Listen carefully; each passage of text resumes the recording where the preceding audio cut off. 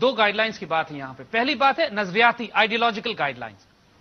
پاکستان کی نظریاتی اور آئیڈیالوجیکل گائیڈ لائنز کے لیے علامہ اقبال کو پڑھیے. دیر از نو پاسبلٹی کہ اقبال کو ریوائیو کیے بغیر، اقبال کو زندہ کیے بغیر ہم دوبارہ اپنے مقصد حیات کو حاصل کر سکیں. اللہ تعالیٰ نے اقبال کا رول ختم نہیں کیا. قائد اعظم کا رول محدود تھا، پاکستان بنا کر آپ انتقال کر گئے.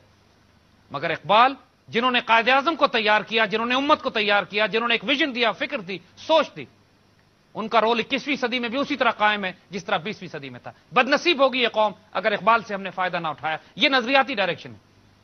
اور جہاں تک اس کا تعلق ہے کہ پروفیشنلی ٹیکنیکلی ہم اپنے اداروں کو درست کیسے کریں، اس کا ایک سمپل آسان فارمولا ہے. ٹرانسپلانٹس بند کر دیجئے. ٹرانسپلانٹس کا مطلب یہ ہے کہ پاکستان آرمی کا کمانڈر ان چیف نیوی کا سربراہ نہیں ہو سکتا. اسی طرح نیوی کا سربراہ جو ہے وہ ایئر فورس کا چیف نہیں بن سکتا، اس بات کے باوجود کہ وہ کتنے اعلیٰ ترین تعلیم یافتہ لوگ ہیں. اسی طرح جو پروفیشنل ادارے ہیں ان میں باہر سے ٹرانسپلانٹ بند کر دیجئے. کیا پی آئی اے کے اندر اپنا کوئی شاندار اعلیٰ ترین باکردار آنےسٹ انٹیگریٹی والا پروفیشنلز گروپ ایسے نہیں ملتا کہ جو اسی میں سے پروموٹ ہو کے چیئرمین پی آئی اے بنایا جا سکے؟ ٹرانسپلانٹس کرنے کی کیا ضرورت ہے؟ ریلوے کا چیئرمین ایک باہر سے شخص لا کے بٹھانے کی کیا ضرورت ہے؟ اداروں کو جب تباہ کرنا ہو تو ان میں باہر سے ٹرانسپلانٹس لا کے بٹھا دیجئے، وہ ادارے تباہ ہو جائیں گے. ان کو جوڑنے کا، ان اداروں کو پروفیشنل بنانے کا طریقہ صرف یہی ہے کہ آپ ہی میں سے لوگ اٹھیں، پی آئی اے کے سربراہ بنے. اور لیکن شرائط صرف دو ہوں گی: آنےسٹی پہ کمپرومائز نہیں ہوگا اور ایفیشنسی پہ کمپرومائز نہیں ہوگا. اور جب یہ دو معاملات جتنے محکمے اور پروفیشنل ادارے ملک میں ہیں ان کے اندر انہی میں سے جو اپنے مزاج کو جانتے ہیں، اپنے لوگوں کے ساتھ 30 سال سروس کی ہوئی ہے، ان کو بائی پاس کر کے باہر سے ایک سیاسی اپوائنٹی لا کے بٹھا دیا جاتا ہے جس کے ویسٹڈ انٹرسٹ ہوتے ہیں، وہ بیڑا غرق کر کے چلا جاتا ہے اور کوئی جواب دہ نہیں ہوتا کسی کو. ادارے ایسے تباہ ہوتے ہیں. اس کو درست کر لیجئے. اپنے اندر احتساب کیجئے، اپنے دوستوں کی مدد کیجئے. ہوتا ہے، پریشرز ہوتے ہیں، بچوں کی فیس دینی ہوتی ہے، گھر میں بیماریاں ہوتی ہیں، پرابلمز ہوتی ہیں، سسٹم الاؤ نہیں کر رہا ہوتا، بہت ساری چیزیں، آدمی فرسٹریٹ ہوتا ہے، دل چاہتا ہے کرپشن کر لوں میں. یہی امتحان ہوتے ہیں. یہیں پہ اپنے بچوں کو حرام سے بچائیں.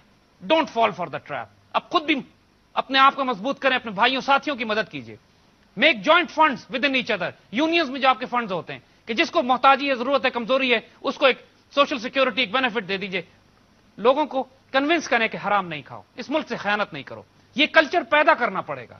یہ گم ہو گیا ہے ہم سے.